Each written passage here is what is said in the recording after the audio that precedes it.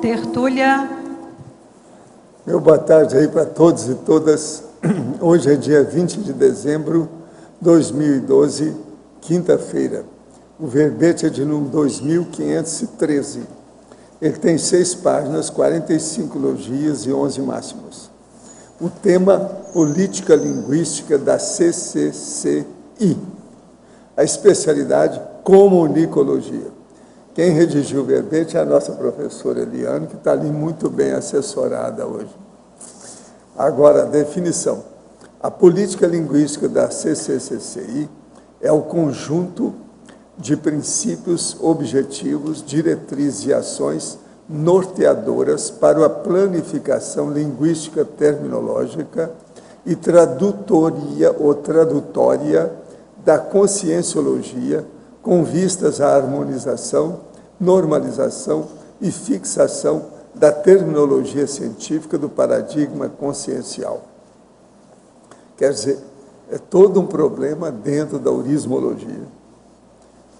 Agora, a coerência holopensênica, a coesão holopensênica, o holopensênico grupal da profilaxia, o holopensênico grupal da verponologia, o holopensênico grupal do trabalho proexológico. Os consensos sobre as prioridades linguísticas terminológicas das instituições conscienciocêntricas e as estruturas da comunidade conscienciológica cosmoética internacional. O caráter harmonizador e parecerista do Conselho Internacional da Neologística da Conscienciologia, que é o CINEL. A planificação linguística da CCCI com modus operandi ou como modus operandi para materialização de GESCONs gráficas. Eu li apenas 5 linhas aqui, tem mais de 20 aqui a fatologia. A prospectiva da ampliação da assistência interdimensional pela conscienciologia. O acesso às comunex avançadas, a central extrafísica da verdade, os paraconceptáculos mentais somáticos, a autoconcentração mental desencadeando a captação de ideias extrafísicas avançadas. Na argumentologia, nós temos aí o tópico sobre fomento, com 11 instâncias da CCCI fomentadoras de neotermos. Também nós temos o tópico da caracterologia, com 15 ações passíveis de inclusão na política linguística da CCCI, visando normalizar e resguardar o patrimônio terminológico da conscienciologia. Na remissiologia dos 15 verbetes, nós destacamos 5. Altabertismo neopensênico, conformática, consciência gráfica, fórmula formal e verbetorado conscienciológico.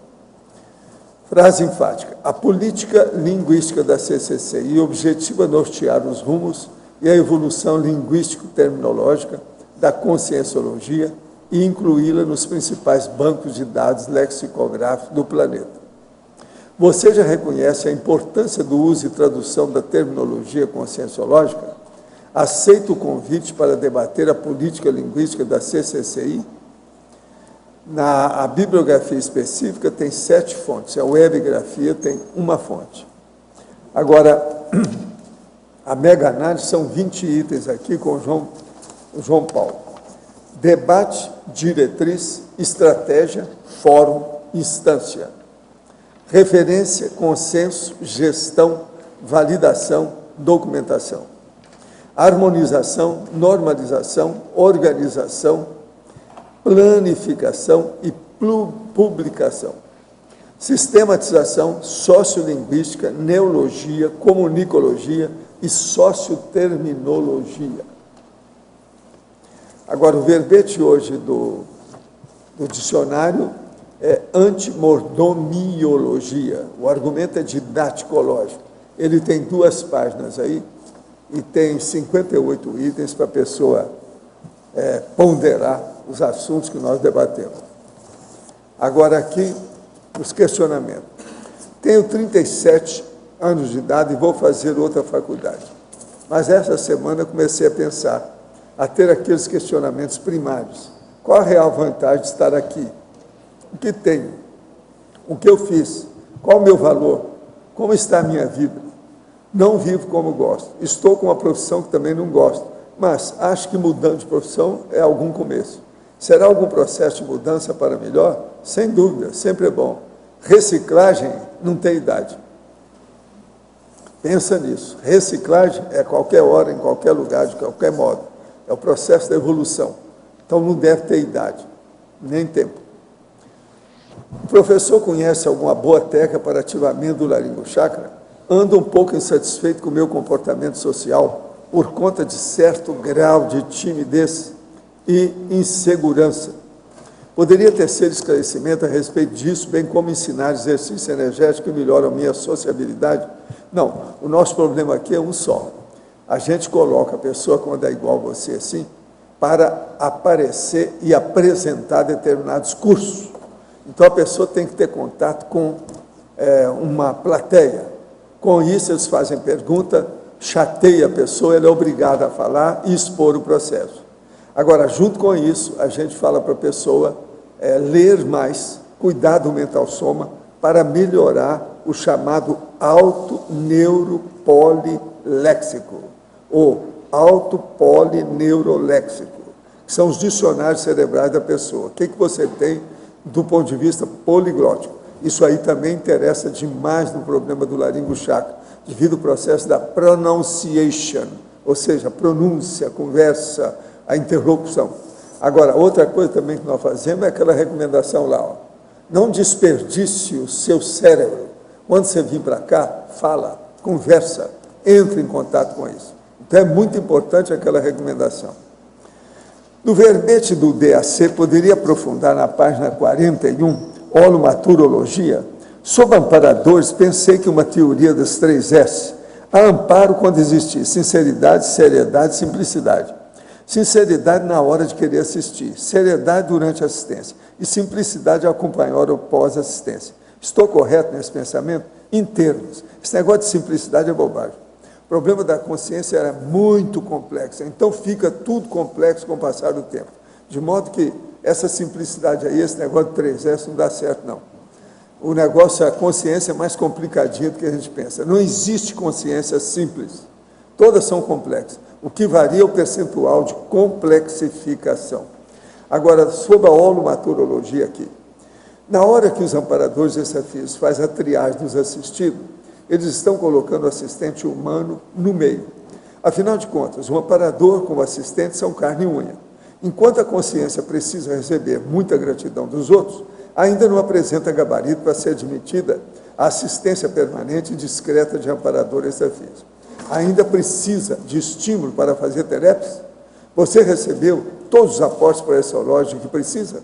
Acabou o buraco da existência? Então, agora é só retribuir. Pense nisso. Eu não penso apenas. Agora eu faço segundo as bases da holomaturidade evolutiva. Eu acho que isso aí está explicando tudo o que você está perguntando. Né? Mais do que isso, faça a pergunta direta de algum tema aí que está mais do que claro. Agora, gostaria de saber se o desenvolvimento da ortopensenidade tem relação com o desenvolvimento do parapsilo. Só tem. Se você não desenvolve a sua pensenidade, você não faz nada de evolução na sua consciência e na sua vida. A pensenidade é a base de tudo. E o problema mais sério é você carregar tudo que você faz no PEN, ou seja, na ideia, na racionalidade, no autodiscernimento.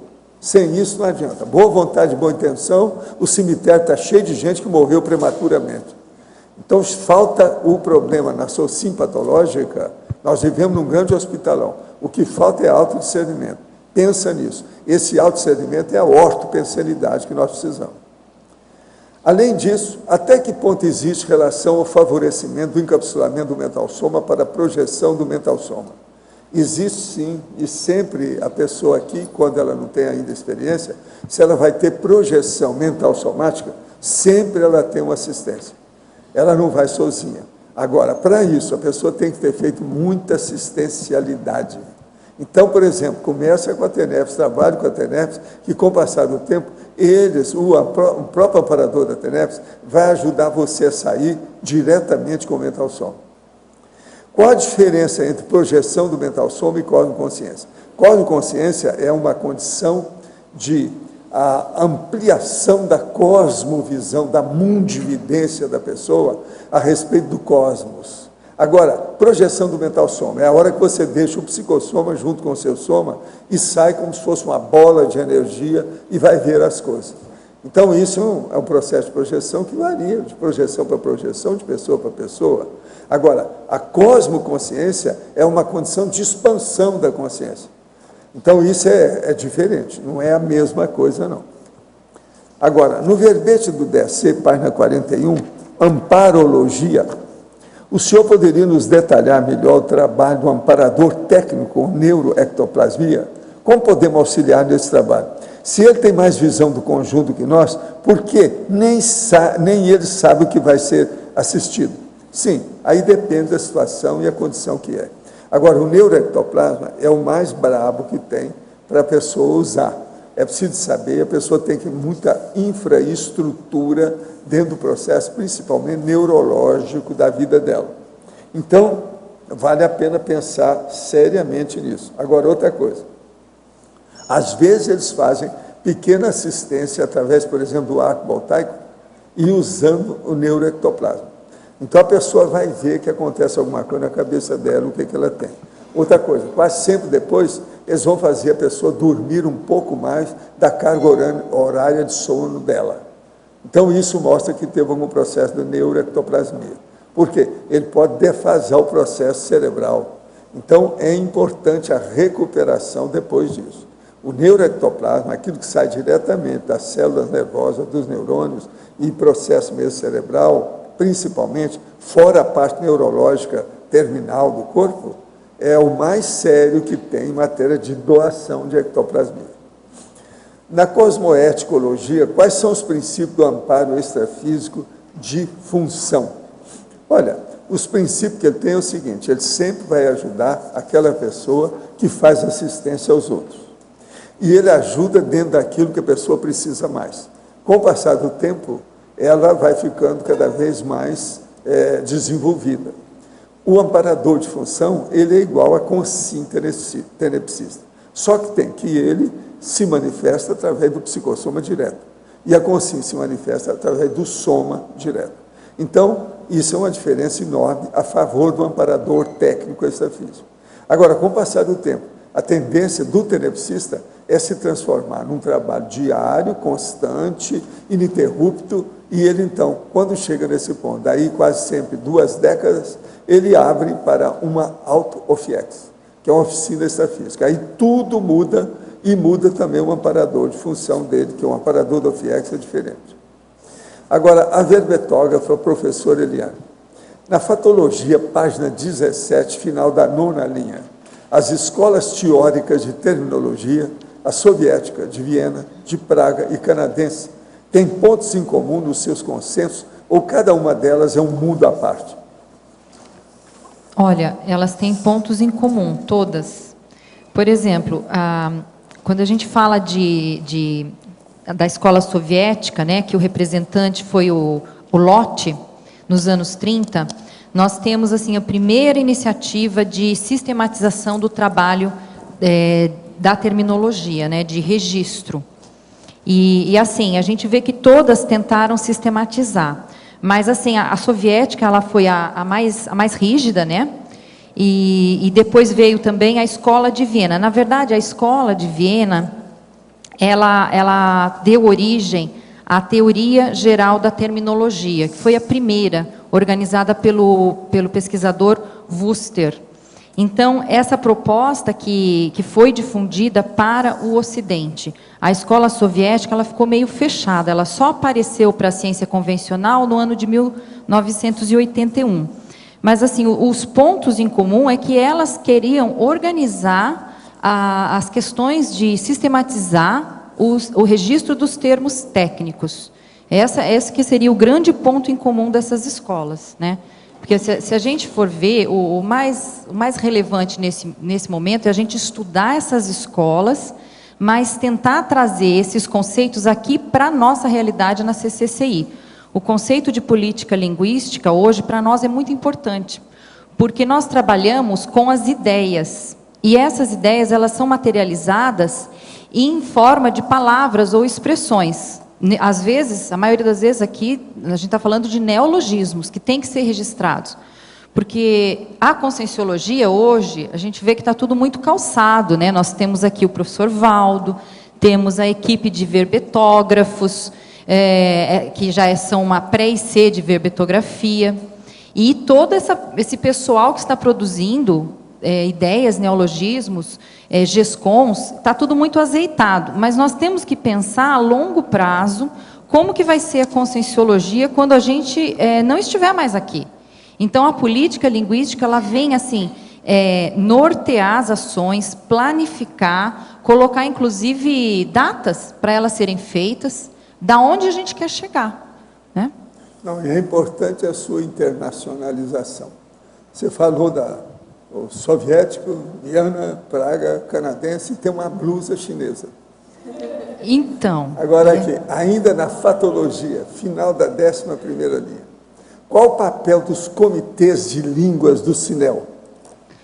Bom, os comitês de língua do CINEL, eles, hoje, eles estão nas diretrizes de trabalho do CINEL. Eles têm a função de organizar o processo de tradução dos neologismos e compilar esses neologismos e também as traduções das obras conscienciológicas. Então, a gente tem... só que, assim, efetivamente, esses comitês, eles não estão azeitados, eles funcionam, tá? Então, temos o comitê de língua inglesa, então, tem as pessoas que são responsáveis para validar neologismos e traduções na língua inglesa, tá? Então, são lá a Nancy, Trivelato, Wagner, o Luiz Mineiro, mas, efetivamente, a gente precisaria azeitar mais o trabalho, entendeu? Para fazer com que isso... A gente precisaria se reunir mais, ter mais contato. O trabalho está sendo feito hoje de uma forma muito independente. Está saindo o trabalho maravilhoso, né? Por exemplo, a gente tem... Falta integração. Falta uma integração. Então, a gente tem que deixar claro isso aqui e não só falar... A gente tem que falar onde a gente quer chegar. Por isso, gente, a proposta desse verbete é a gente realmente discutir o que está funcionando, o que tem que melhorar e pensar sempre em longo prazo, uma prospectiva da neologística da conscienciologia. Na parafatologia, página 17, 3ª linha, poderia falar mais sobre os paraconceptáculos mentais somáticos? Bom, a gente pode falar assim, né? Auto-para-polineuroléxico através... dos nossos downloads do curso intermissivo, através do parapsiquismo, né, que a gente está aqui tentando desenvolver, suando a camisa para desenvolver. E a gente vai atingir, então, ideias avançadas. Essas ideias, elas são muito fugazes. Então, nós temos, uma vez que uma pessoa teve acesso a uma ideia avançada, ela passa aquela ideia para o paracérebro vai passar para o cérebro, ela tem que registrar. E, ao registrar, ela tem que formalizar aquela ideia, por exemplo, em um neologismo, ou às vezes não é um neologismo, mas é uma expressão que vai contar, né, registrar aqui no intrafísico essa ideia nova, né, essa coisa avançada. Então, seria isso. Existem as centrais extrafísicas, né, da verdade, e nós estamos aqui tentando acessá-las através das nossas informações. Então, a gente pode ver, por exemplo, que eu observo muito hoje, são o nível dos verbetes que têm sido produzidos pelos voluntários aqui da CCCI, pelos pesquisadores. Então, chegou num ponto que as pesquisas estão cada vez mais aprofundadas, as pesquisas estão sutilizadas, eu diria, né? Então, quando a pessoa vai fazer a definição de uma ideia nova, você vê, não, olha, essa ideia ela tem a ver com outros, esse verbete tem muito a ver com outros verbetes, mas ele é diferente, ele tem uma identidade própria. Então, seria acessar essa identidade própria de cada ideia. A verbetógrafa, fatologia, página 17, 8ª linha de baixo para cima.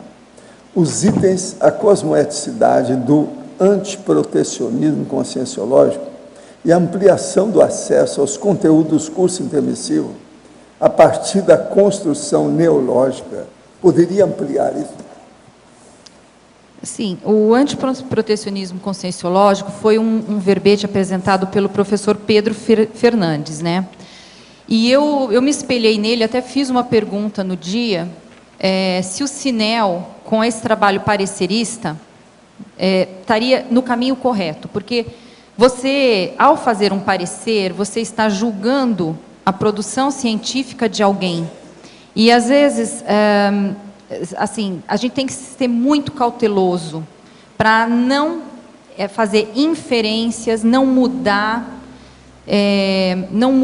a ideia original do pesquisador, não achar que o Sinel, porque ele é um órgão oficial da Conscienciologia, da Unicim, e que ele tenha assim que impor, né, o que ele acha certo. Então, essa questão do antiprotecionismo é não achar que a sua ideia é melhor, é você estar aberto para discutir o que realmente é melhor ali para o pesquisador, aproveitar o máximo de potencial dele.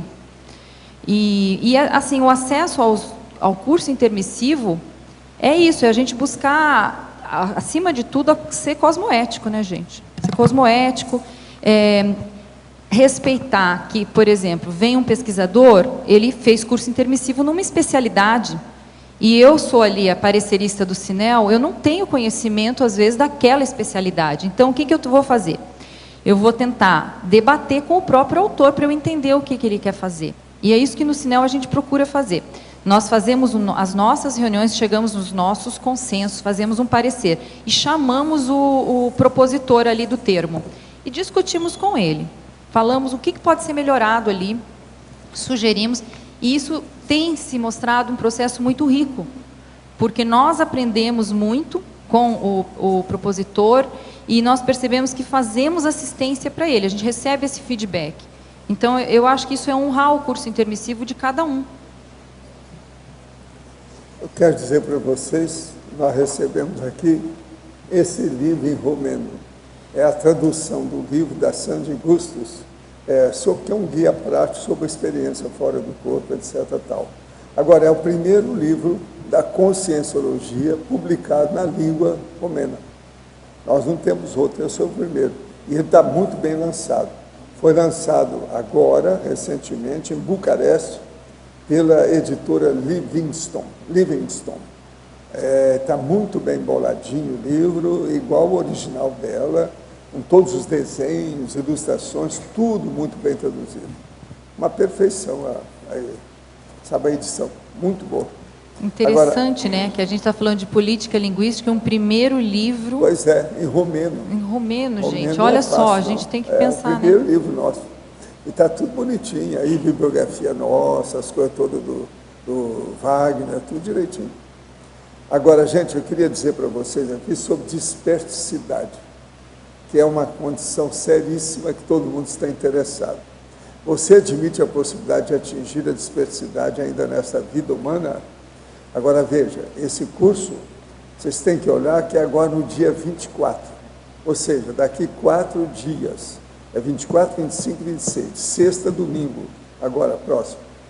Então, o local é o Salão das Dinâmicas, aqui. Os professores Moacir Gonçalves, Luiz Gonçalves e João Bonassi. De modo que nós contamos com vocês com a dispersidade. Ainda há algumas vagas. Outra coisa, está acabando de sair o Guia 4 Rodas. Só que tem que esse aqui é especial para nós.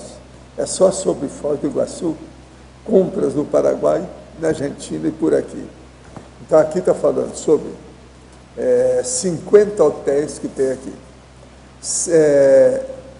150 milhões de anos que tem as pedras da catarata. É uma das 7 novas maravilhas do planeta. Tem 2.500, quer dizer, 2,5 milhões de visitantes, né, nas cataratas de um lado e do outro, por aí afora. Foz hoje tem 256 mil habitantes. E tem outras coisas mais que estão falando aqui, é muito detalhe, você sabe, 4 rodas esgota tudo, né? E outra coisa, no fim da história, eles colocaram um cara aqui para assustar a turma, que sou eu, sabe? Estou sentado aqui sem chapéu, com a minha careca brilhando. no meio. E é a questão de consciência. Eles dão todos os dados e dão as indicações para a pessoa, se ela quiser vir às terturas. Tem horário, tem a ligação aí, o processo CAEC, org, BR, etc. Tal. Questão de consciência. Está muito bem feito. Eles fizeram uma boa reportagem. Agora, ó, tem fotos aqui maravilhosas. Agora, ó, é um desbronco isso aqui que fizeram, viu? Muito sério mesmo. Aqui, olha, a capa eles falam: 150 hotéis, restaurantes, atrações e lojas em Foz, Cidade de Leste e Puerto Iguaçu. História: como surgiram a cidade e a usina de Itaipu. Iguaçu ou Iguaçu. Tudo sobre os parques brasileiro e argentino. Aventura: passeios de barco nas cataratas, trilhas, arborismo, rapel, e por aí vai. Macuco Safari, Parque das Aves, Cassino Iguaçu, Shopping del Este, City Tour, Duty Free, Puerto Iguaçu, Marco das Três Fronteiras, Templo Budista, Vida Noturna. Vocês sabiam que o Duty Free, eles estão achando que é o maior do mundo? Esse que foi feito na Argentina atualmente? Eles estão falando que é um dos maiores do mundo, mas tem gente que acha que é o maior, o povo que viaja muito. Então é uma coisa para pensar. A 4 rodas está certo. O guia 4 rodas custa exatamente R$14,99, para vocês terem uma ideia. E eles explicam aqui o slogan dele: a gente vai antes para você ir melhor. Ah, boa, essa aí é muito boa. Então, gente, observa bem. Se alguém quiser ver o guia, a gente tem aqui, ó, a pessoa ver, se quiser ver. Está aqui. Agora, nós então entregamos vocês, a professora Eliane, pode falar aí o que você queria. Eliane, na página 16, a coloquiologia, se podia expandir a expressão coloquial chega de nhanhanhã e remete às primeiras tentativas de estabelecer a política linguística no Brasil, pelo Marquês de Pombal. Então, essa expressão é muito falada, eu a minha infância inteira escutei isso, né? Chega de nhenhenhen e vamos direto ao assunto, né? É que, na verdade, o nhenhenhen era a língua falada no Brasil pelos índios na época do descobrimento. E aí, essa língua, né? Nhen é o verbo falar, né? Nhen significa falar.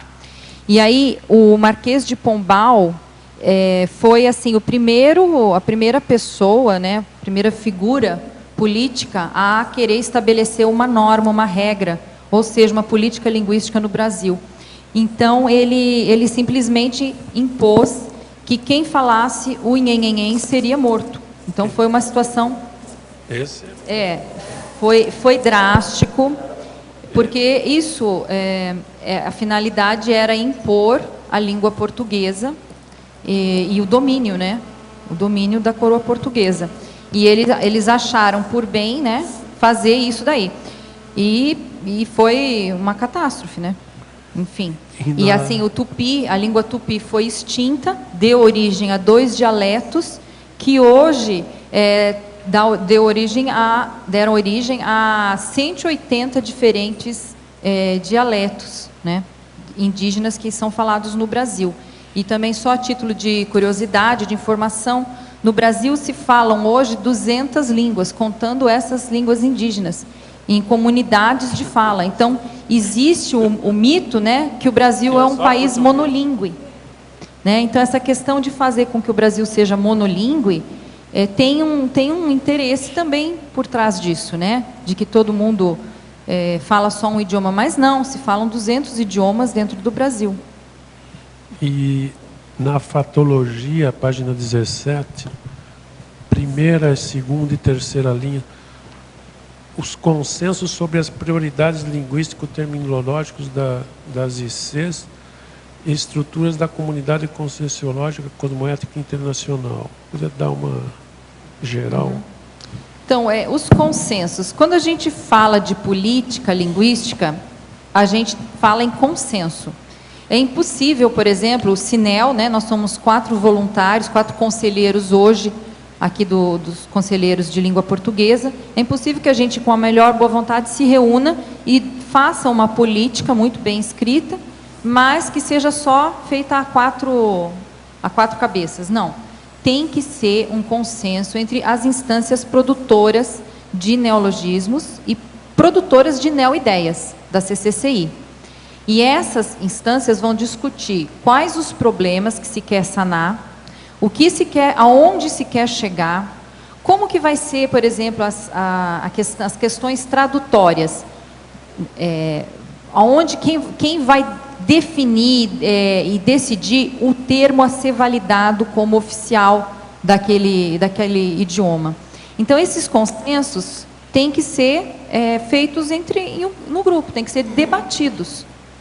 Então, aí a política linguística tem força e vai funcionar.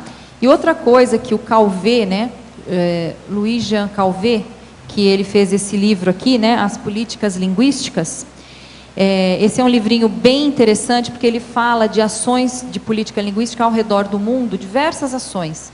E ele é bem assim, claro, bem didático. Então, ele fala que a política é inseparável da sua planificação. Então, não adianta também fazer uma política só teórica, se não tiver um planejamento conectado a ela. Ou seja, quando e como que se vai aplicar aquela política. E aí, é isso que a gente pretende que a CCCI tenha um olhar para isso, né? Para essa necessidade de produzir uma política linguística aqui dentro. Tá, obrigado. Eliana, aqui na página 18, na efeitologia, não sei se você já falou, o efeito da paraepistemologia na construção terminológica da conscienciologia. Primeiro efeito, página 18. Então, a paraepistemologia, a gente fala aí, por exemplo, o Ulisses Schlosser, ele é um pesquisador que ele está escrevendo uma obra sobre paraepistemologia, que é o conhecimento, epistemologia, estudo do conhecimento. Então, o estudo do paraconhecimento, é muito sério isso. Como que nós vamos acessar essas verpons sem assim, maculá-las com os nossos esquemas mentais, né? Com as nossas ideias preconcebidas aqui. E aí, a gente vê que tem as pessoas que têm experiências extrafísicas e elas vêm com uma palavra. O que sobra, elas acordam ou voltam aqui à intrafisicalidade, né, por exemplo, de um experimento, e aí vem uma palavra, e a partir daquela palavra elas vão desenvolver a ideia, vão fazer rapport com as autopesquisas delas, e vão desenvolver. Então, isso, ela acessou um signo, ou um parasigno, e vai desenvolver o que seria aquilo de acordo com as autopesquisas dela. E tem o contrário também, a pessoa acessa uma ideia, uma necessidade maior de sistematizar aqui o conhecimento. E a partir daquela ideia desenvolvida, ela vai produzir um termo ou uma expressão para expressar aquela ideia. Então, tem o primeiro, né, é chamado onomasiológico. Não. O primeiro é semasiológico, então acessa a palavra, acessa o sema e depois descreve a ideia. E tem o processo também onomasiológico, que a pessoa, através da ideia, chega à palavra. Então, no Cinel, a gente tem muito disso, porque nós recebemos pedidos para fazer parecer de termos, que os termos são, a palavra em si, ou a expressão é muito boa, mas a definição está deficitária. Então, a gente tenta melhorar a definição, aproveitar o potencial neológico daquela definição e aprimorar, junto com o pesquisador. E tem o contrário. A ideia é ótima, mas o termo em si, a morfossintaxe do termo está deficitária, então a gente tem que melhorar. Então, tem as duas coisas, né, da paraepistemologia. Tá bom. Obrigada, Eliane. Professora Eliane. Os maias falaram uma coisa, os místicos outras. Por favor, só para esclarecer, no dia 21 de dezembro de 2012, amanhã, acontecerá algum evento extrafísico marcante ou tudo não passa de uma propaganda de consumo? Olha, tudo é besteira para enganar beócio, ganhar bobo. A mídia faz isso para vender jornal. É uma vergonheira isso tudo que eles falam e não diz que aquilo é besteira. E vão deixando. Agora, ó, o próprio povo maia já meteu o pau nisso, que eles acham que isso tudo é besteira. De modo que amanhã vocês vão ver mais uma besteira que acontece por aí.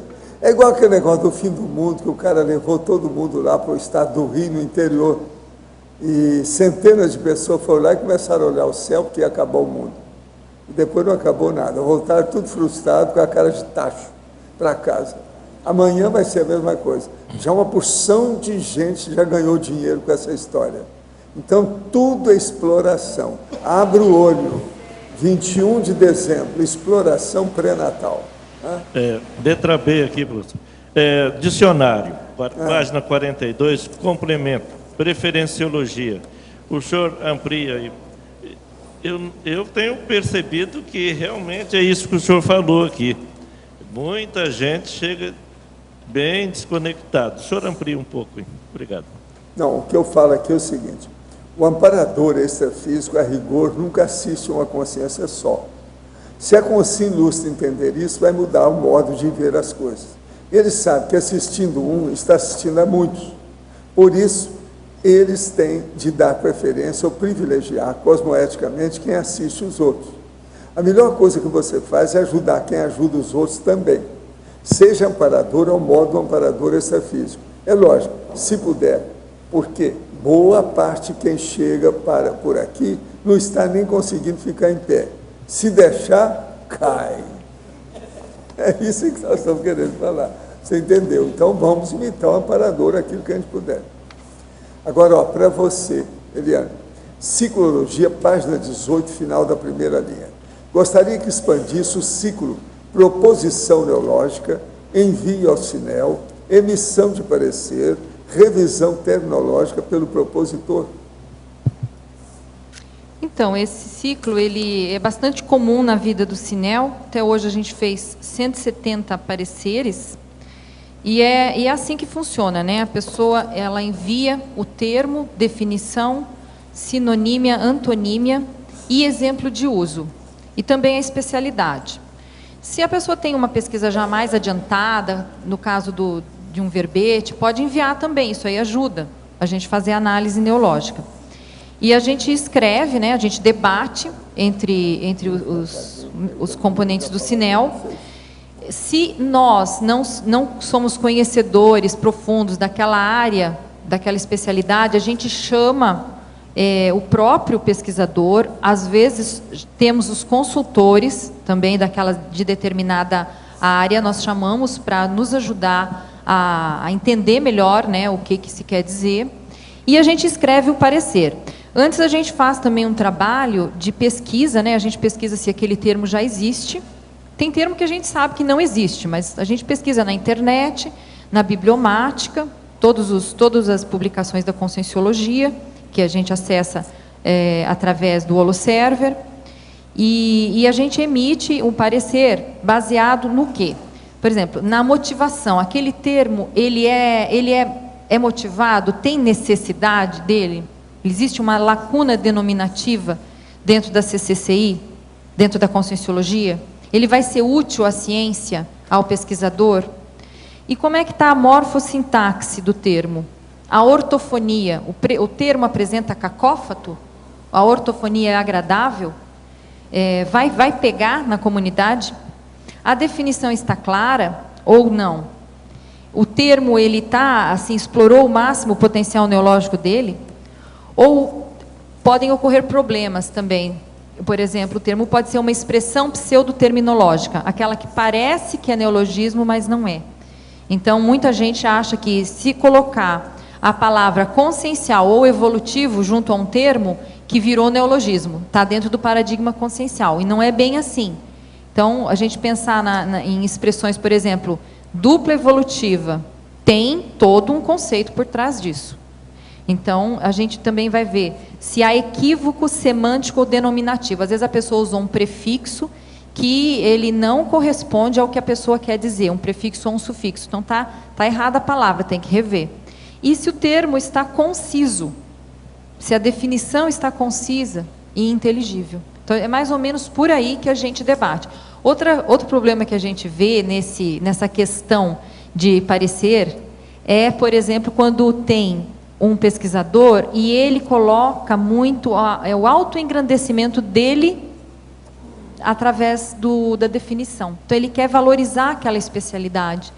Então, isso a gente também percebeu que tem que ser falado para a pessoa, né?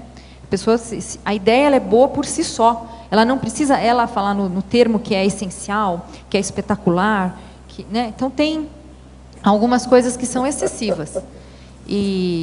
Agora aqui, a verbetógrafa Eliane. Na sindromologia, página 18, poderia nos detalhar, sim, das construções neológicas e lógicas e assim da banalização dos termos. E ele ainda pergunta, já houve a ocorrência dessa última sim na CCCI? A sim da banalização dos termos, já houve aqui? Então, banalização dos neotermos, eu acho que sim. Eu acho que sim. Por quê?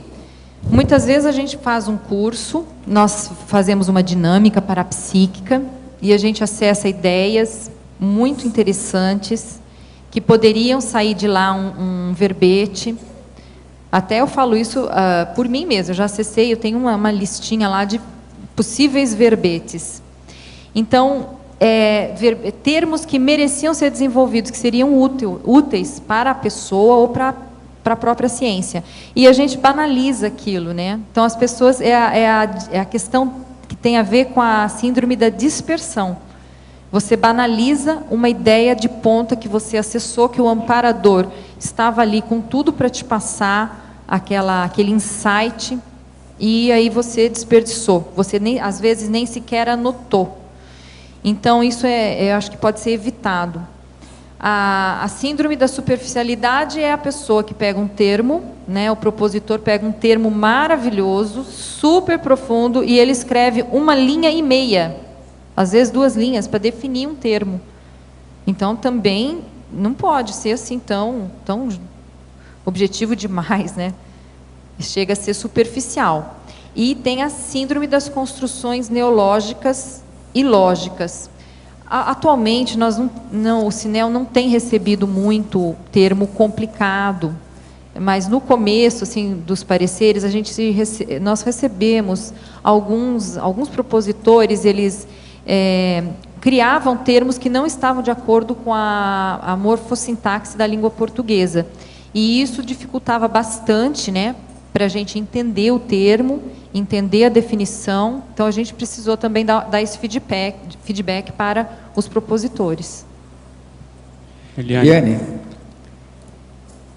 Eliane, aqui na página...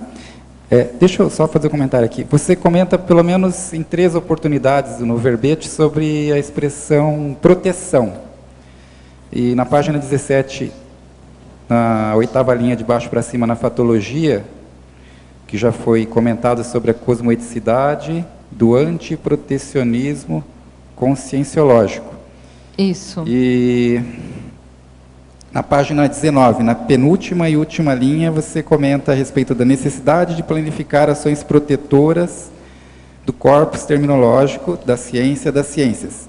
E lá no final, na remissiologia, o item 1, antiprotecionismo conscienciológico. Assim, da leitura assim, prévia, me ficou assim, algo como uma possível contradição aqui. Por favor, você pode aprofundar essa questão? Então, a questão da proteção é assim, ó. O que eu quis dizer aqui é que nós recebemos no Cinel, às vezes, alguns termos que eles são problemáticos, né? Não são tão dentro dos padrões da conscienciologia, tá? Então, a gente tem que pensar a longo prazo.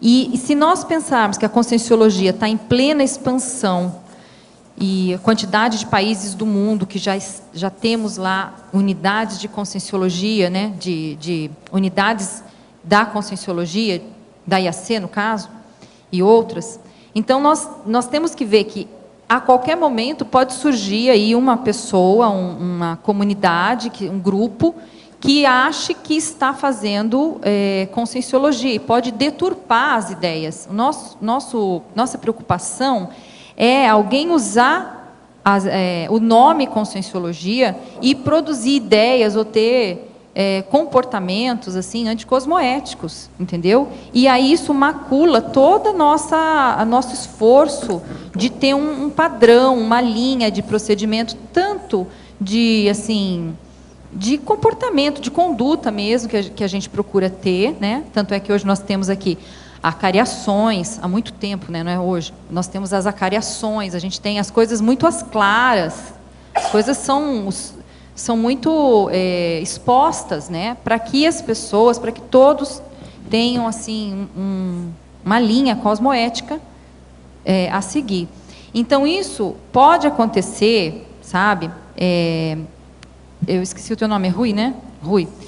Pode acontecer de aparecer um grupo lá numa outra cidade, num outro país, e começa a trabalhar com coisas, misturar as estações e não ser a conscienciologia como ela é, como a gente está acostumado aqui, né? A gente está muito calçado na CCCI. Então, é por isso que tem a questão de proteger os termos, mas com critérios. E o antiprotecionismo é a gente aqui que trabalha com idiomas, que, por exemplo, a turma que faz revisão, isso é muito sério, fazer revisão, gente, no trabalho dos outros, você não mexer naquele texto, você respeitar o autor. Eu, por exemplo, até gostaria de citar aqui assim, o trabalho da revista que está tendo, que agora não foi publicada, né, a revista de Holotecologia. Por exemplo, a Kátia Aracá, que ela foi a revisora do nosso artigo, meu e da Kátia Caporali.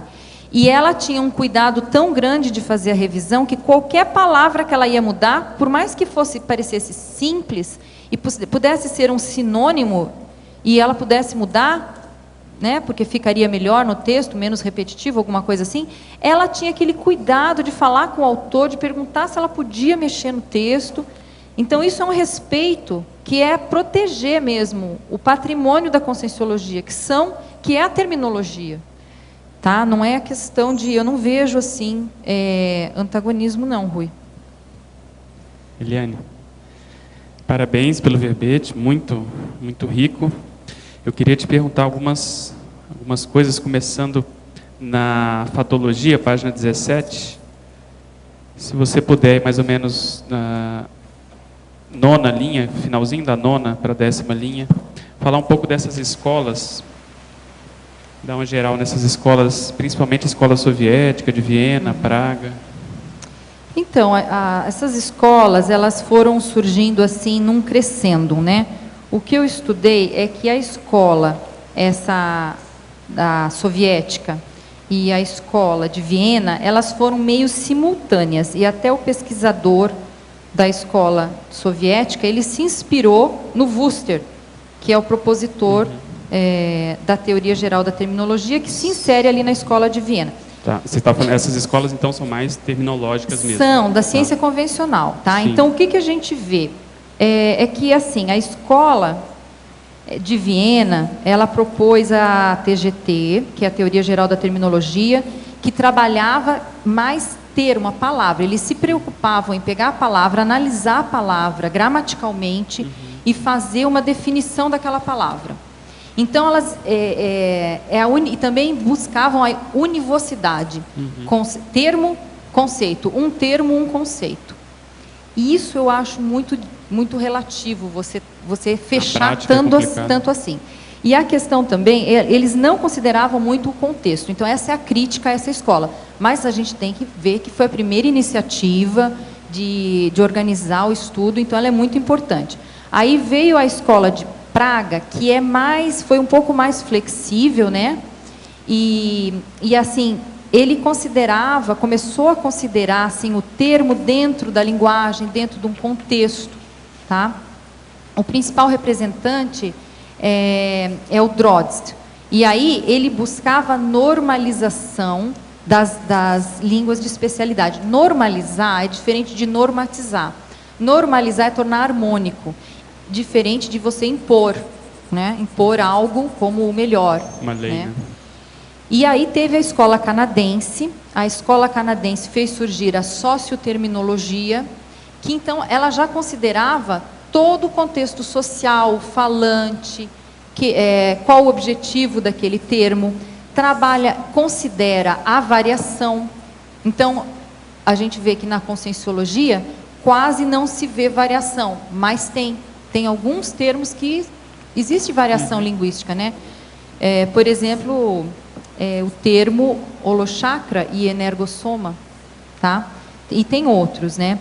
E daí a escola canadense, ela já foi assim, eu considero que a socioterminologia, ela já é bem mais completa, né, que as escolas anteriores. A socioterminologia surgiu na escola canadense. E no Canadá, por que surgiu? Porque lá no Canadá eles têm essa necessidade de proteger o francês, porque o francês é a língua minoritária e eles querem fazer tudo para proteger o francês. Então, todos os documentos deles têm um padrão de tradução, tem sistemas de informação, tudo é traduzido em francês e inglês, também, né? Eles colocam... Então, o Canadá, ele tem muita coisa feita para a gente se espelhar, tá? E tem a escola depois, que eu considero que foi a ibero-americana, né?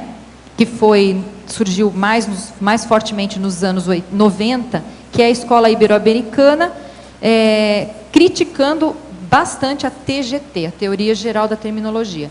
A pesquisadora mais significativa é a Maria Teresa Cabré, e ela considera a realidade variacional do termo. Então, eu já acho muito interessante essa escola, porque a gente tem que considerar, né? Uma vez o professor Valdo falou, né? Se tem mais de uma proposta do termo, coloca o termo para a comunidade usar, que pegue, vamos ver o que pega, o que a comunidade aceita, o que usa. É isso que eu ia te perguntar, você acha que houve uma evolução, porque elas são recentes, final do século passado, houve essa evolução e a gente deve se espelhar mais nessas mais recentes que consideram o contexto. Sem dúvida. Então, dentro dessas escolas, a gente pode puxar as teorias que elas desenvolveram, né?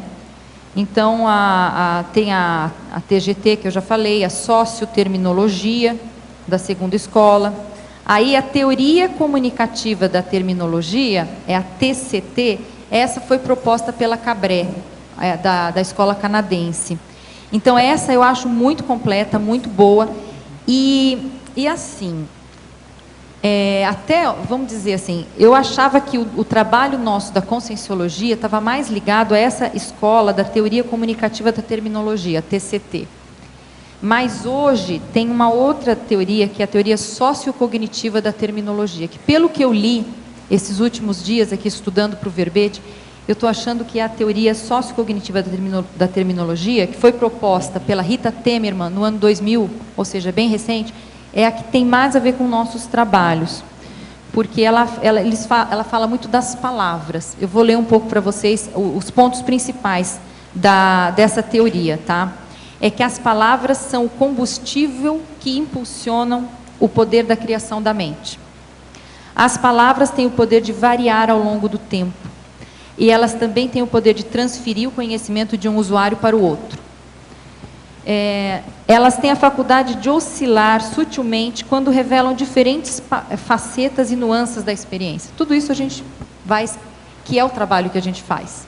Esse aprofundamento das definições, do próprio verbete. Agora, pegando um gancho aqui só para passar a palavra, no final da parafatologia também, se você puder falar um pouquinho sobre o parasigno, o paraléxico, o paralexema, e juntando essas duas perguntas, se você tem ou vislumbra ou acha que vale a pena se formular uma teoria terminológica da própria conscienciologia, considerando essa realidade extrafísica. Olha, eu considero que sim, que a gente teria que fazer, porque o paradigma consciencial, ele é multidimensional.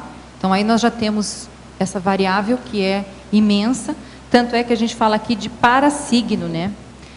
Então, se a gente estuda o signo intrafísico, que é algo que tem um significado para alguém, pode ser uma palavra, pode ser um sinal, uma nuvem de fumaça, tem diferentes tipos de signo, mas o signo ele vai além da palavra, ele tem todo um significado embutido. Além da forma, ele tem um significado.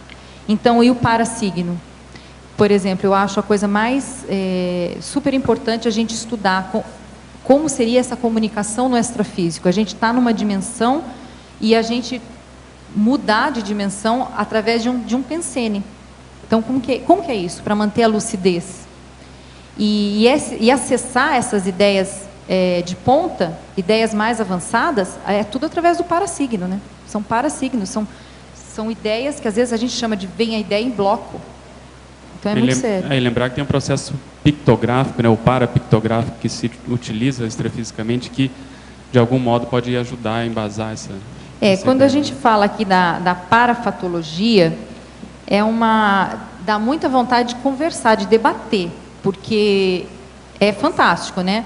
Então, por exemplo, eu cito aqui a técnica da reconsciência. Eles têm um curso que é de parasemiótica, né? Na verdade, é um curso que vai exatamente nos ensinar a traduzir os parasignos, né? Fazer essas redações, né? Registros. Agora aqui, a verbetógrafa. Estou tentando escrever um relato de uma exprojeção com terminologia conscienciológica. Estou com alguma dificuldade para a estruturação do texto. Gostaria de receber algum feedback para onde poderia enviar. É a Adriana Farfan, lá da Colômbia. Ela que está pedindo isso aqui. Ela sempre escreve para cá. Adriana Farfan, na Colômbia. Eles aí têm o...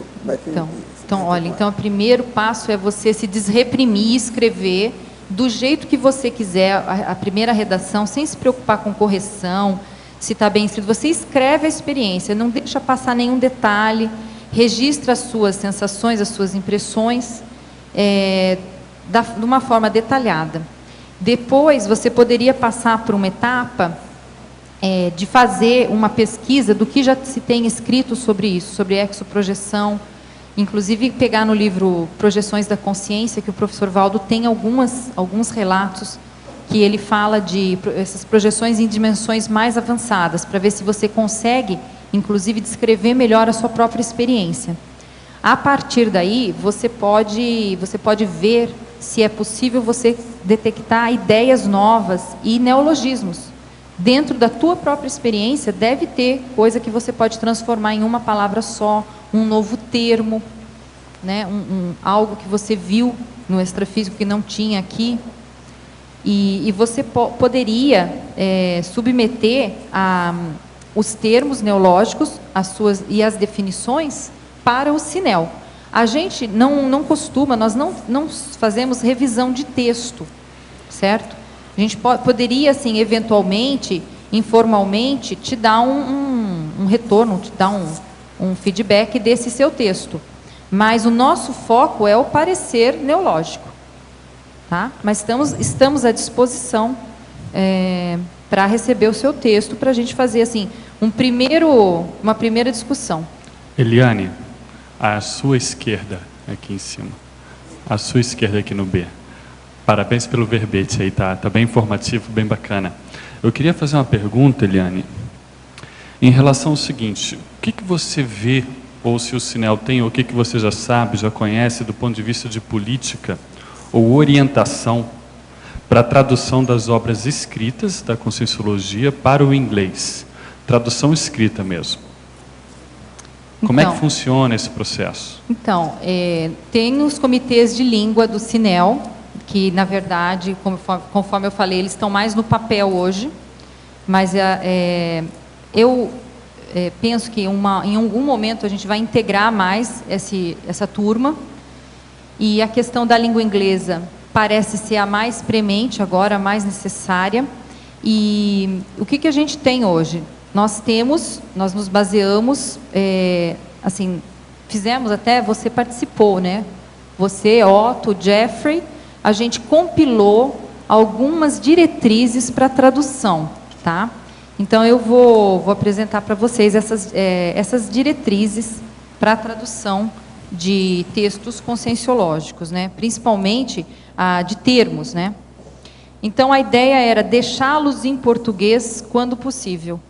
Tá? Isso ainda não está oficializado, nós precisamos amadurecer mais isso. E eu acho assim, super necessário que a gente faça isso e oficialize esse documento, Por enquanto, eles estão ainda no debate. Mas, assim, seria o ideal se a gente pudesse deixar os termos em português, quando possível. E a gente vê que no inglês isso é possível, mas no alemão já não teria, parece que seria mais difícil, né, deixar o termo em português. Então, por exemplo, ao invés de penta, chamar de TENEPS. Ao invés de vibrational state, falar o EV, né, IV. Só um exemplo disso que você está falando, que é muito sério. A gente se vê nesse trabalho operacional aí de traduzir, é um pepino, como você sabe, às vezes, né? Então, você pega, por exemplo, TENEPS, eles até têm penta que funciona bem. Você consegue várias derivações, né, morfossintáticas. Agora, por exemplo, o último com o qual eu me deparei, que foi bem pepinoso, foi destrafalização. E aí, se você for missing trait e construir tudo em cima disso... Como é que é o termo? Destrafalização. E tem outros, por exemplo, verpon. Aí você tem verponologia, verponogenia, verponístico. Se for fazer tudo com leading edge, relative truth, e for acrescentando os sufixos, vai ficar um bonde, um ônibus. Então a gente teria que ver o que a gente... o que eu lembro que a gente debateu, né, nesses encontros, é que a gente teria que fazer os princípios norteadores, mas cada caso teria que ser analisado, né? E por exemplo, essa proposta de, se possível, deixar em português, aí tem a proposta também de anglicanizar os acrônimos primitivos, né? Que seria esse caso, de pôr tudo que é possível, colocar logias, você substitui por log e assim por diante. E assim formaríamos uma só palavra, ao invés de duas palavras. E outra situação seria, a terceira, né, proposta, se não ficar bom com a anglicanização dos termos, a gente faria a tradução literal dos termos compostos. E, quando possível, criaríamos os acrônimos, como, por exemplo, o pensene, tocine. Seria o ideal fazer isso também. E outra proposta seria, a quarta, né, propor novos acrônimos. Por exemplo, em vez de falar Clarification Task, falaríamos Clartask. Foi uma proposta do Jeffrey. Ficou bonitinho o Clartask, mas nem sempre funciona bem. Mas o que nós temos até aqui um documento, né, que foi feito por um consultor nosso, o Jader França, que é tradutor profissional, e ele fez um levantamento de alguns textos e que tinham inconsistências terminológicas, ou seja, o mesmo termo sendo traduzido diferentemente. Então, isso a gente gostaria de evitar, né, na medida do possível, a gente gostaria de evitar essas inconsistências. Daí vem a proposta do projeto Acerto. Né, o projeto Acerto é um projeto do Cinel, é a menina dos olhos do Cinel, né? Até quem sabe bastante assim sobre esse projeto é o Augusto, vou pedir para ele dar uma palhinha para vocês. Mas esse projeto, ele é um grande banco de dados terminológico da Conscienciologia. Então, a gente pensa que, nesse momento, nós temos que registrar esses termos, todos, num banco de dados só. E que esse banco de dados seja multilingüe e seja feito virtualmente para que pesquisadores de outros países possam acessar. Então, assim, e esse banco de dados, ele assim, também seria importante para a gente ter a datação dos termos. Quando que eles foram produzidos? Então, eu vou passar um pouquinho a palavra do Augusto para ele apresentar o projeto Acerto. Não, a ideia do projeto Acerto é bem simples, na verdade, é um banco de dados terminológico. Principalmente nos preocupa a questão do registro histórico desses termos. Por exemplo, ele também já fez parte do dicionário da Conscienciologia, né, que é da equipe do Holociclo, e uma das dificuldades muito grandes que a equipe teve foi justamente o problema da datação. Quando esses termos foram criados, onde eles foram publicados a primeira vez e tal. Se a gente tivesse um banco de dados onde a gente pudesse justamente ir registrando isso ao longo do tempo, facilitaria muito o nosso trabalho, tá certo? Então, uma primeira preocupação Tá dando para ouvir bem? Uma primeira preocupação seria justamente o registro histórico desses termos. Outra coisa seria um banco de dados permanente, porque a gente entende assim, enquanto houver conscienciologia, há necessidade desse registro. E como sendo um banco de dados, facilitaria também a gente desenvolver a nossa lexicografia conscienciológica multilingüe. Porque hoje, em língua portuguesa, nós temos várias iniciativas de dicionário, mas se a gente pensar que em cada língua que a conscienciologia for atuar, essas obras terminográficas são fundamentais. Então seria um meio de campo, né, para a gente registrar esses termos e, já que estão registrados, facilitar a nossa lexicografia conscienciológica, que a gente tanto quer trabalhar com essas coisas também. Acho que é isso. Professor, uma amiga minha que estava em depressão há bastante tempo, mas estava melhorando nos últimos meses, sofreu vários ataques extrafísicos que chegaram a derrubá-la na rua. Por 2 vezes caiu no chão, machucou o joelho e na outra o cotovelo. Ela dessomou durante a noite, no último dia, 18, terça-feira passada. Existe a possibilidade dos assediadores terem acabado com ela fora do corpo, já que ela era muito nova, 55 anos. Do jeito que você está falando, isso aí é mais um homicídio extrafísico pelos possessores. Isso acontece nas melhores famílias. É muita gente que morre assassinada por consciências extrafísicas patológicas. Essa aí é mais uma, tudo indica.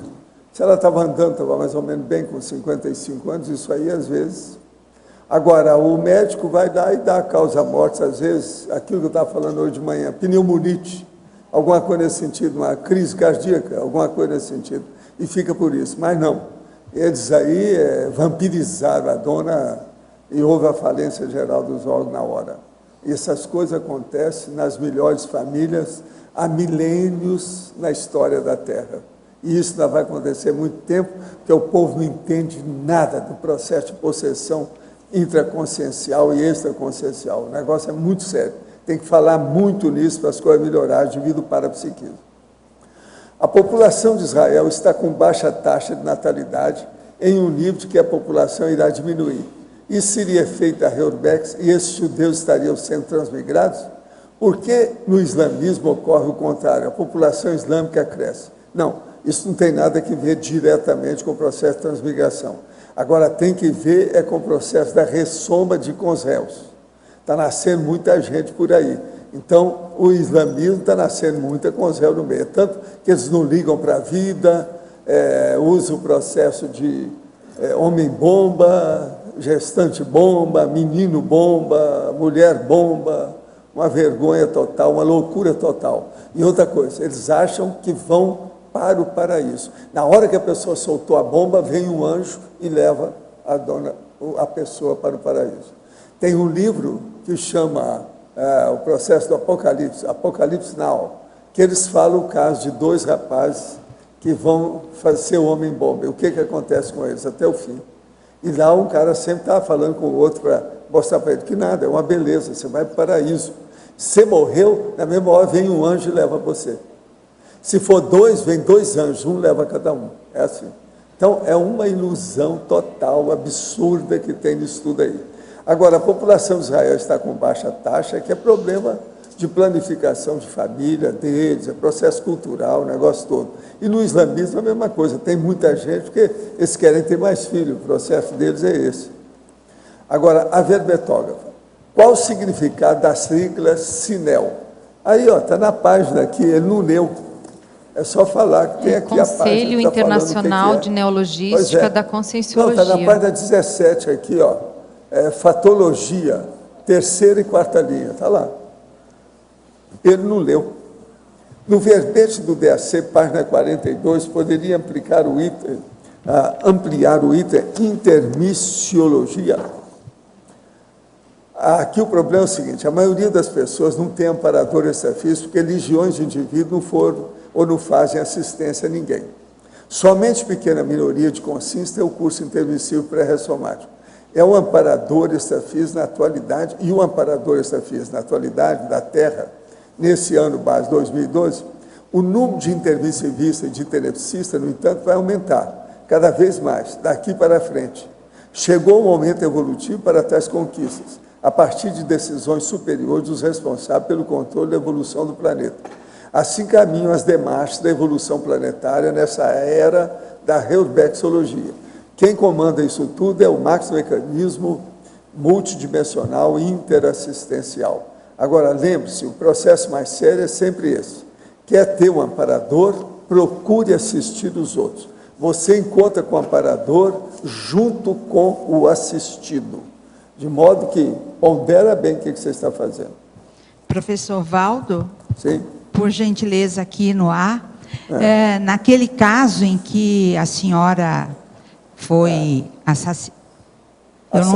assassinada, qual é a profilaxia ou quais são as causas? Tinha que dar um jeito no processo dela. Ela tinha que trabalhar com o processo de energia e alguém fazer o desassédio dela. Gente, nessa hora, tem milhares de pessoas morrendo assassinadas por consciências extrafísicas paratosféricas. E o médico vai lá e dá. Não, ele olha qual que é a parte mais frágil da pessoa e dá uma testada de mas não foi aquilo que matou a pessoa. Foram as energias das consréus fazendo vampirização nela. Sim.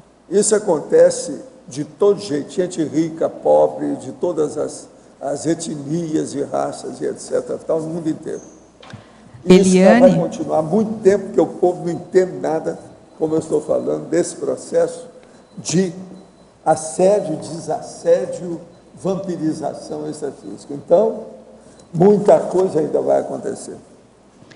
Eliane, só para te parabenizar por esse verbete que eu ainda não tenho tanta capacidade de analisar, porque ele é bastante específico dentro da área da linguística, mas eu te parabenizo, nota 10. Obrigada. Eliane, por favor, aqui na letra A, você poderia expandir aí, por favor, o antagonismo gramática normativa sociolinguística? Então, a gramática normativa, ela vai, foi o que eu falei ali, mais ou menos da questão da palavra, né? Ela vai se preocupar com a norma, a regra, o termo, a classificação gramatical do termo dentro de uma frase, e é bastante insuficiente, né, para a gente dar conta de explicar todos os aspectos da comunicação. E a sociolinguística, por sua vez, ela já admite o contexto, a variação, o falante, a intenção. Ela é mais ampla, mais moderna. Tá? Ok. Parabéns pela excelência do verbete e a importância dele. Muito obrigada.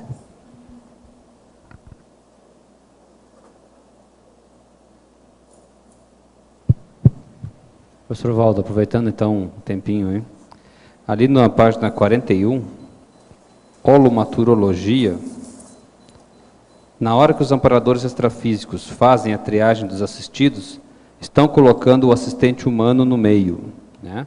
Esse assistente humano no meio da triagem, o que o senhor quer dizer exatamente? Eu chamo isso de pular corda. Um lado, quem segura a corda é o amparador, do outro lado é a consci que está lá. E o assistente, ou o assistido, o assistível, entra no meio para comunicar. Mas isso nem sempre é possível.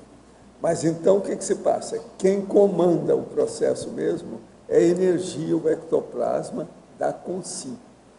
Então, na TENEPS, por exemplo, quem manda é o amparador que está orientando, mas quem funciona mesmo é o tenepsista. Então, quando fala que colocar o assistente humano no meio, é prever alguém intrafisicamente que possa ajudar. Porque quem segura tudo é ele, né? Na situação toda que tem ali, o processo é ele. Se não há um assistente humano, não tem TENEPS. É o tenepsista. Sem ele não tem. Entende? Pensa nisso. Isso é do ponto de vista do trabalho da TENEPS, porque tem muita consciência extrafísica que faz assistência para outras consciências. A oportunidade de um curso na docência. Mas o problema é que não há ectoplasmia igual a gente para determinado tipo de consciências extrafísicas. O ideal é o tenepsista. Cada energia de bicho A melhor coisa que a gente tem na assistência é a nossa energia animal. Os amparadores, Isso é a base de tudo. os amparadores trazem para nós a necessidade de acordo com a demanda. Pois é, eles dão a oportunidade, já sabendo da história, e com gente que tem afinidade conosco. Ok. Eliane, nós vamos agora abrir um parênteses aí para a mega euforização, certo? Pessoal, pedimos para desligar os celulares e também não teclem durante a mega euforização. Deixem os computadores fechados, desligados. Obrigada.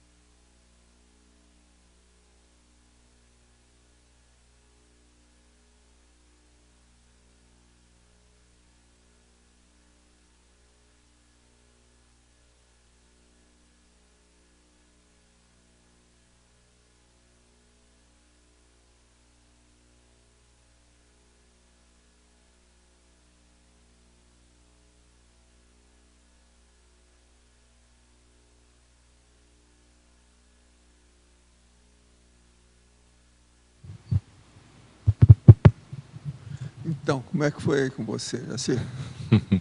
Bastante interessante. Primeiro, eu recebi um banho de energia bastante grande aqui. Eu senti o impacto. Os processos digestivos se aceleraram.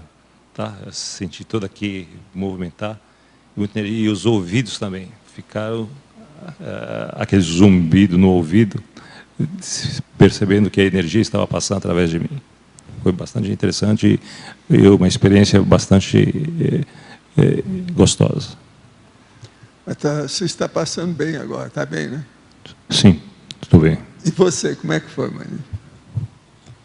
Eu senti uma calmia muito grande. Foi acalmando, uma Ainda pacificação. está calma até agora. Uma pacificação íntima muito boa. Então foi bom. Mas você sentiu alguma coisa de energia ou não? Senti ela circulando. Movimento. Ah, então foi. Agora, e você, como é que foi? Olha, eu senti bastante o cardio, né? Antes, quando eu sentei, antes de vir para cá, lembrando que tive uma sincronicidade com o campo hoje de manhã, né? Então, eu senti que, de repente, eu ia ser, de alguma forma, estaria presente aqui. E depois procurei me acalmar. E quando eu sentei aqui, eu senti muito forte novamente. Aí depois comecei a sentir mais uma calmia, sabe? Me senti mais elevada, mais confiante, que exatamente foi o que eu vim buscar, né? Um esclarecimento, uma melhora, que eu acho que senti muito positivo. Foi me acalmando mais para o final, tudo bem. Você está passando muito bem bom. agora? Está bem. Está muito bom. Tá tranquilo. Então, valeu. Obrigado a vocês. Obrigado.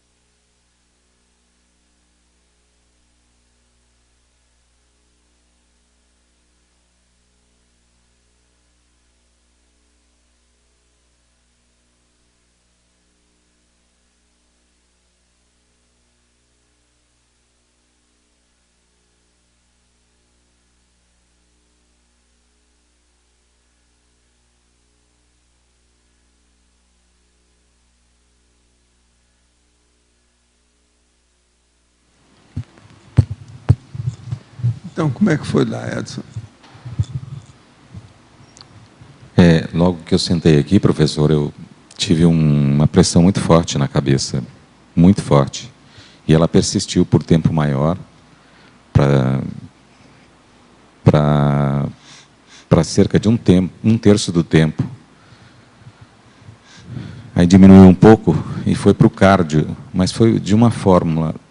Então, eu tenho estado com um pouco de opressão no cardio-chakra, inclusive, hoje eu estava na turma do cardio-chakra também lá.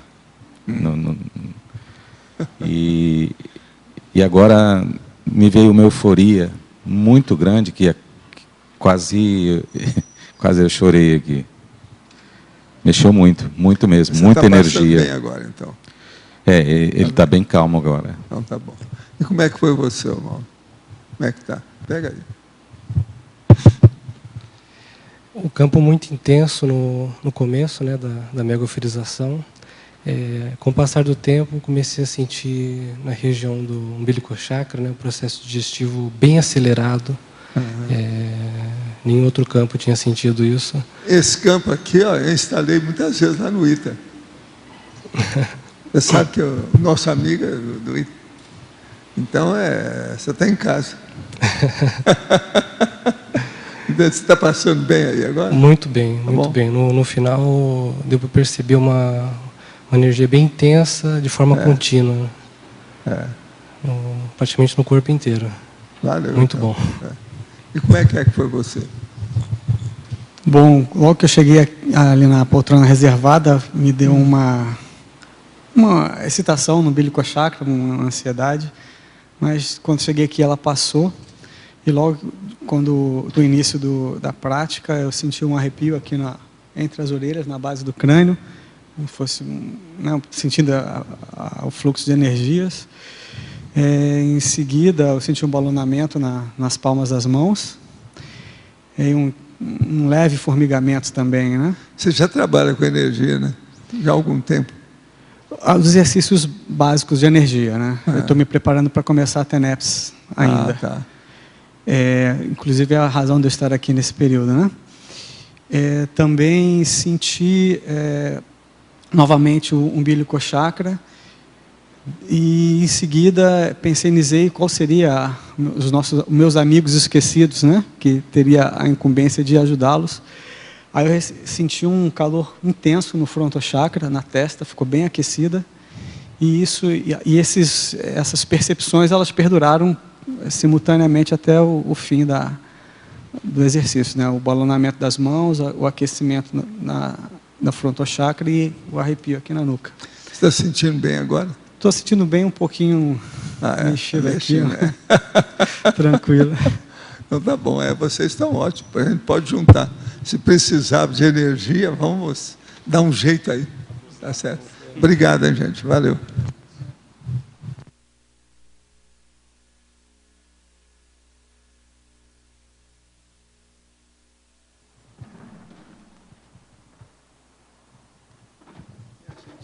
A vocês a nossa professora Eliane. Então, Eliane, eu queria pontuar aqui.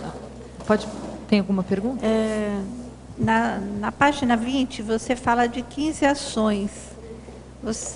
Dessas 15 ações é muita coisa, né?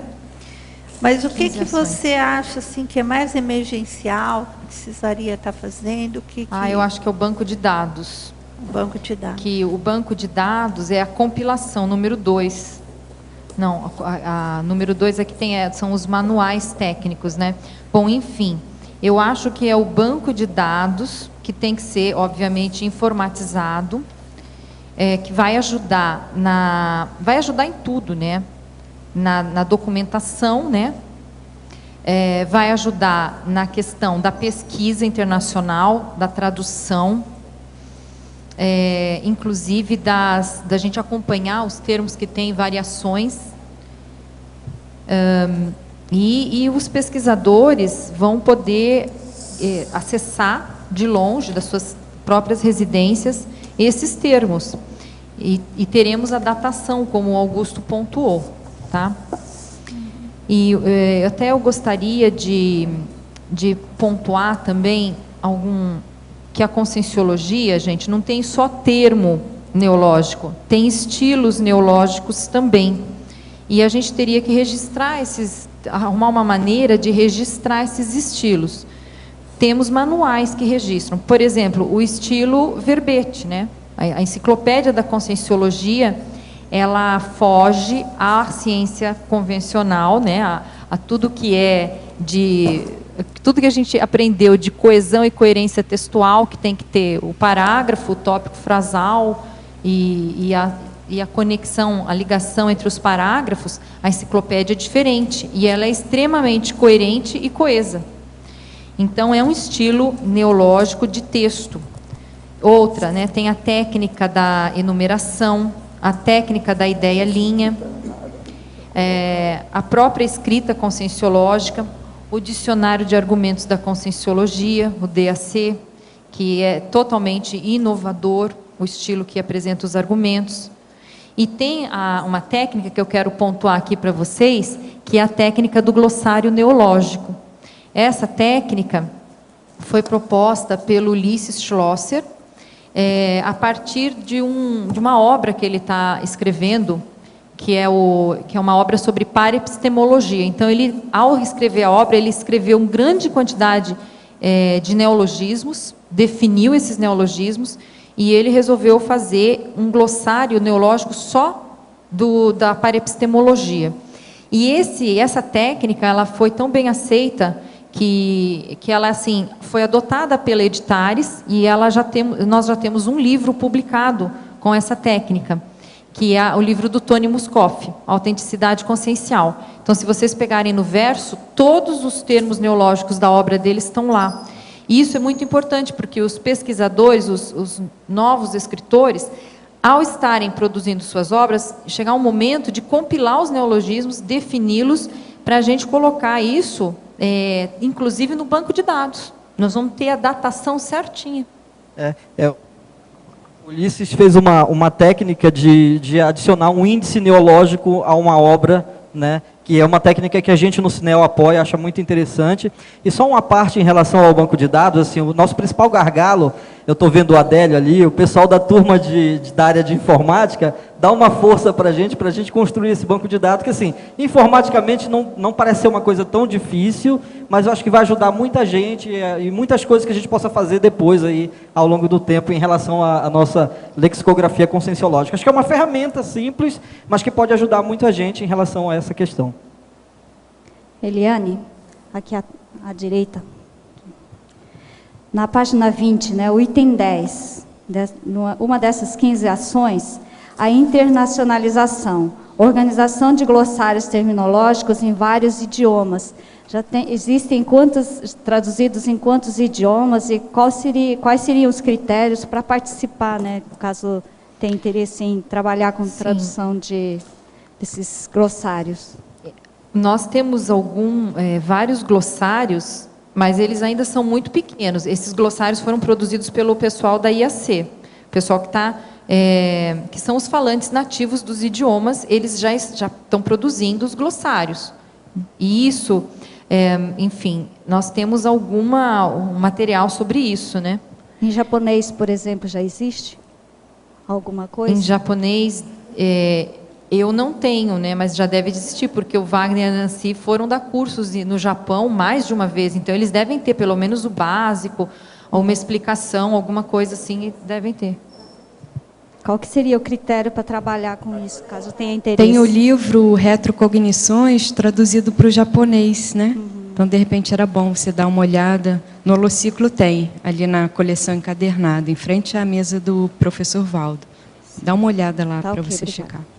Então, aí, outra pergunta, Keiko, quem tiver interesse em integrar essas equipes de tradução, quem tem conhecimento nesses idiomas, pode procurar a gente do Cineo, pode procurar também diretamente a IAC. Eu acho que a gente poderia fazer uma ponte com o Cineo.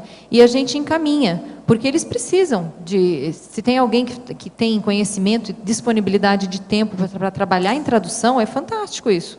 Vai ser muito útil. Eliana, eu tenho duas questões aqui que a gente aprende nas faculdades de letras, mas que para mim são difíceis de entendimento e talvez para muita gente. Primeiro, é o trinômio ideia, significante, significado.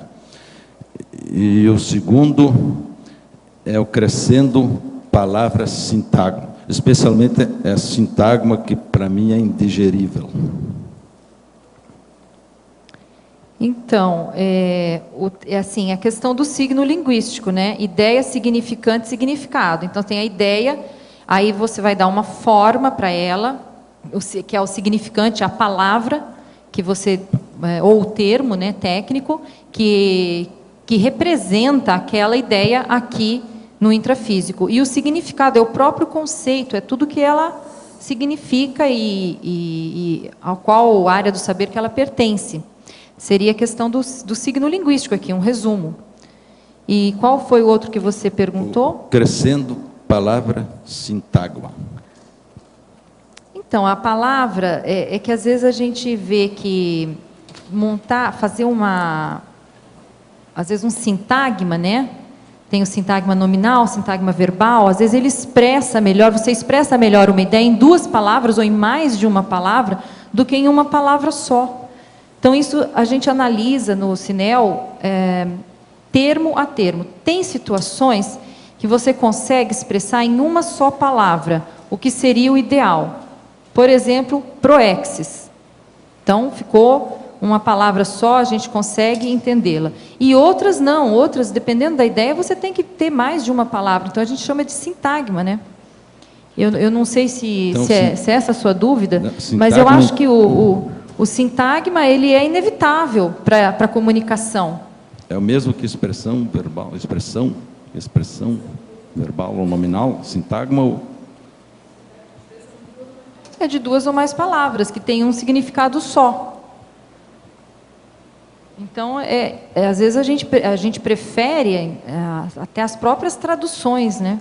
Você fazer tradução e transformar aquele neologismo que para nós é uma palavra, às vezes você tem que fazer um sintagma, você tem que explicar em mais de uma palavra para fazer a tradução e o estrangeiro entender aquilo. Eu gosto muito de usar a palavra expressão composta para explicar isso aí. O sintagma, ele tem mais de um elemento de composição. Mais do que sintagma. Expressão composta. Eliane, na página 17, na parafatologia, na terceira linha, no final da terceira linha de baixo para cima, você poderia falar sobre a autoconcentração mental desencadeando a captação de ideias extrafísicas avançadas? Esse é um fato essencial para a gente captar. Tem que ter autoconcentração mental, foco, linearidade pensênica, evitar dispersões e ter base, né? Ter base lexical. Então, para a gente formar o nosso auto para polineuroléxico, você tem que ter o conhecimento, por exemplo, dos conceitos básicos de conscienciologia. E você vai poder captar com essa autoconcentração mental, foco, para acessar essas ideias. E eu vejo que nós estamos num campo muito fértil aqui, né? Na Cognópolis, quem estuda conscienciologia, nós estamos com todas essas condições aqui muito favoráveis. Temos os laboratórios de autopesquisa, os cursos de conscienciologia, que permitem a gente estar assim, esquecendo temporariamente do mundo lá fora, da nossa vida, daquela robotização existencial, e a gente está se permitindo entrar nesse fluxo de ideias mais avançadas, que Atares, né, isso. Até eu gostaria de também destacar aqui, gente, que as questões de política linguística, elas também estão intrinsecamente ligadas com as questões da parapedagogia, que é o como que vai se ensinar para as futuras gerações e para as pessoas que chegam até a conscienciologia, esses neoconceitos, esses neoestilos. Então, isso também tem que estar contemplado, como ensinar. Eliane, aqui na página 18, você pode aprofundar a ideia da segunda linha da efeitologia, o efeito da orismologia no desassédio mental somático, por favor? Sim, a orismologia, então, é o estudo das definições. E é muito, muito importante, né? Até a gente fez aquele curso de lexicologia e a gente tem que escolher os temas de pesquisa que a gente mais gosta, o tema que a gente menos gosta, e fazer as definições. Trabalhar com isso é muito rico e faz um desassédio mental somático assim, bem eficiente. A gente recomenda a pessoa trabalhar. E ela vai ver todas as lacunas dela ali. Por exemplo, quando ela é muito prolixa, difícil, pouco escreve de maneira muito extensa. E isso tudo vai aparecer. E a gente consegue trabalhar com a pessoa dando feedback, a pessoa organiza melhor as ideias, a forma de pensar.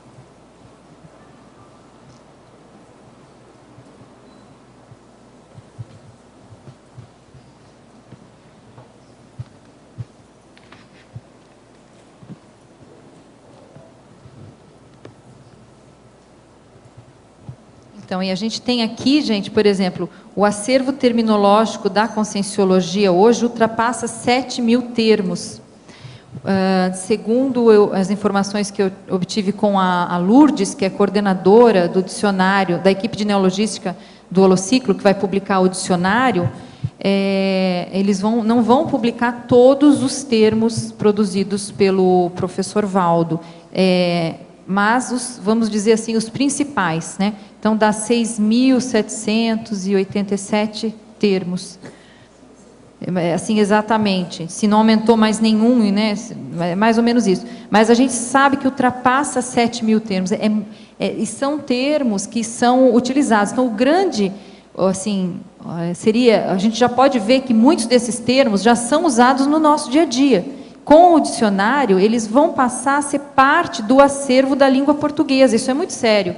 E a gente, cada vez mais... A gente tem que até tomar cuidado, né, quando está na SOCIM e conversando com pessoas que não são da Conscienciologia, que a gente, às vezes, começa a falar, muito, assim, automático a gente utilizar termos da Conscienciologia, porque expressam bem as ideias. Sacconi já dicionarizou alguns termos. E outra coisa, hoje nós temos mais de 200 verbetógrafos. Eles todos estão mexendo com esses termos. Isso é o máximo, gente. São 204 autores atualmente na enciclopédia. Então, essa oportunidade, né, que está sendo dada a falar gente em 204, eu quero mais 200 verbetes da sua palavra. Tá certo? Nós todos já estamos esperando isso. Vamos entrar nessa. Ainda tem muita coisa do Sinel que pode falar aí. Tem muita coisa para esclarecer. Os nossos comerciais. Obrigada. As pontuações da tertúlia de hoje foram 100 assinaturas no livro de presença, 20 perguntas presenciais e 20 perguntas respondidas online. Hoje temos 3 recados. Sandra, curso de experticidade. Loche, balanço existencial. Mara, tenepsograma. Rosa, programa verbetografia. E antes, os amigos da enciclopédia. Boa tarde. Atualmente, apenas os amigos da enciclopédia estão tendo acesso exclusivo à nova versão da Enciclopédia da Conscienciologia, a versão 2013, com 2.498 verbetes. Por enquanto, só os amigos conseguem fazer o download e fazer suas pesquisas nesse instrumento super importante.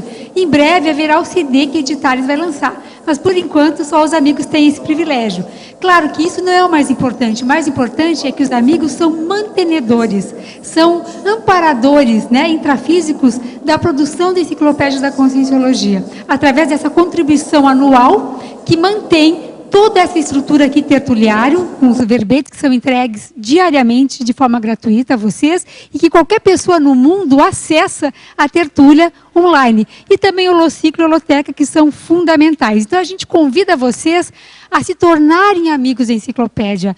Isso é parte da proexis de todos nós. E o professor Valdo falava, né, em mais de 200 verbetógrafos. Nós temos uma meta de 500 verbetógrafos. E nós estamos perto dos 500 amigos. Nós vamos chegar antes disso, quase com certeza, se vocês nos ajudarem. Falta pouco, falta menos de 50 amigos para que a gente bata a meta de 500 amigos. É uma competição super saudável, né, que a gente está querendo aí chegar na frente. É só passar na recepção do CAEC ou entrar em contato comigo e com o Fernando Barbaresco, que a gente ajuda vocês a se tornarem amigos. Muito obrigada. Boa tarde a todos. Nós queremos reforçar o convite que já foi feito pelo professor Valdo, hoje na tertúlia, do curso Desperticidade. Então, esse convite é para você que admite a possibilidade de atingir a desperticidade ainda nesta vida humana. E nós sabemos que existe até uma facilidade em 3 anos, né? Se você tiver mais ainda afinco. E o convite também é especial para os tenepsistas e para as pessoas que estão se preparando para a TENEPS, pensando que o próximo passo depois da TENEPS é a desperticidade. Esse curso vai ser administrado pelos EPICONs Moacir Gonçalves, Luiz Gonçalves e João Bonassi. É um curso que tem 3 campos energéticos, um campo de desbloqueio encefálico, um campo de exercício de expansão energossomática e um energoduto interassistencial. E nós temos também uma atividade mental somática, onde nós sorteamos os temas principais relacionados com a desperticidade que foram discutidos desse ano na enciclopédia e no DAC. Então, quem tiver interesse, pode fazer a sua inscrição. O curso vai acontecer segunda, terça e quarta, dia 24, 25 e 26. Então, quem ficar aqui em Foz do Iguaçu nesse final de ano, não perca essa oportunidade. Obrigada.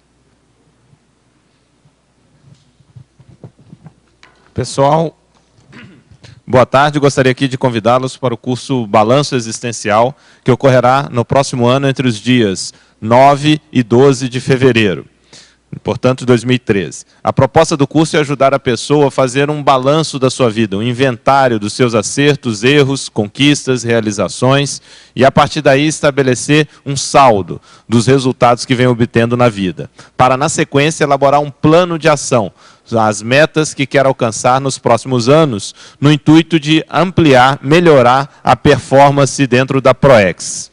Para isso, nós vamos contar com uma série de atividades dentro do próprio curso e com uma série de professores. Só para a gente aqui dar alguns destaques, nós vamos ter a apresentação da professora Mabel Teles sobre holobiografia do Zéfiro. Ela fez mais de 18 entrevistas com o professor Valdo e vai trazer uma síntese da condição do Zéfiro. Vamos ter também Proexis e Judaísmo com o professor Alexandre Zaslavski, que vai contar da sua condição judaica e com uma visão conscienciológica. Vamos contar também com um talk show com o professor Nário Takimoto, onde então toda a turma vai poder fazer uma série de perguntas, uma bateria de questões para utilizá-lo como estudo de caso de PROEX. Vamos ter também a conferência da professora Sheila Ali, que vai abordar a maxidissidência do islamismo. A condição dela é bastante interessante porque ela é quase uma mulher gestante bomba. Então, ela vai trazer essa experiência e hoje ela está estudando a conscienciologia. Vamos ter também o tema de infiltração cosmoética na África, com a professora Juliana Costa, dentre outras apresentações. Então, convido a todos, 9 a 12 de fevereiro, semana do Carnaval, de sábado de Carnaval até terça-feira, aqui em Foz do Iguaçu, na Cognópolis. Para mais informações, entrar em contato com a Secretaria do CAEC ou no site da Apex, que é o www.apexinternacional.org. Muito obrigado. Boa tarde. O meu convite é para o curso TENEPSograma, o inventário da TENEPS. É um curso sem pré-requisitos, destinado tanto a tenepsista como para aqueles que ainda não iniciaram a TENEPS. O curso oferece 2 campos de TENEPS. Então, aquele que ainda não faz TENEPS poderá experimentar na prática como é ser um tenepsista. É um campo de TENEPS inicial e um campo de TENEPS avançada. O tenepsista poderá também avaliar como está a sua TENEPS, se ela ainda está mais para inicial ou mais para avançada. O curso é dia 22 e dia 23 de dezembro, no Auditório do Discernimento. Inscrições no CAEC e informações pelo telefone 045 3525 2652 e 3528 2488. Obrigada. Boa tarde a todos. Meu convite aqui é especialmente para os residentes fora de Foz do Iguaçu e que querem apresentar o verbete para a Enciclopédia da Conscienciologia. A gente está começando um novo programa Verbetografia totalmente online, em EAD, e a gente convida todos vocês. O início vai ser no dia 28 de fevereiro, agora próximo. Como é que é a estrutura desse programa? nós disponibilizamos aulas virtuais, já gravadas no ambiente Moodle, e vocês aí assistem essas aulas no horário que vocês quiserem, no momento que vocês puderem, e produzem as atividades naquela semana. Toda quinta-feira, vocês, então, enviando a produção para nós, a gente tem um contato online, toda quinta-feira, de 7h30 da noite até as 9h30 da noite, para tirarmos todas as dúvidas e comentarmos toda a produção de vocês. Então, esse programa tem a duração de 3 meses, mas, ao final desses 3 meses, se vocês acompanharem paulatinamente, né, o programa, no final de 3 meses, vocês têm o verbete já praticamente pronto para enviar para a equipe de revisão de verbetes. Tá certo? Nesse programa, o que a gente faz? As aulas são para dar uma noção da ligação, da interconexão entre as sessões e técnicas específicas para a elaboração dessas sessões. Então, assim, a gente considera que é bem importante para aquelas pessoas que querem fazer um verbete para a enciclopédia participarem do programa Verbetografia. E a gente convida vocês, a inscrição já está aberta na recepção do CAEC. Tá bom? Obrigada. O verbete da manhã é Vazio Existencial, especialidade Proexologia. Autora, professora Eliana Manfroy. Obrigada, boa tarde a todos.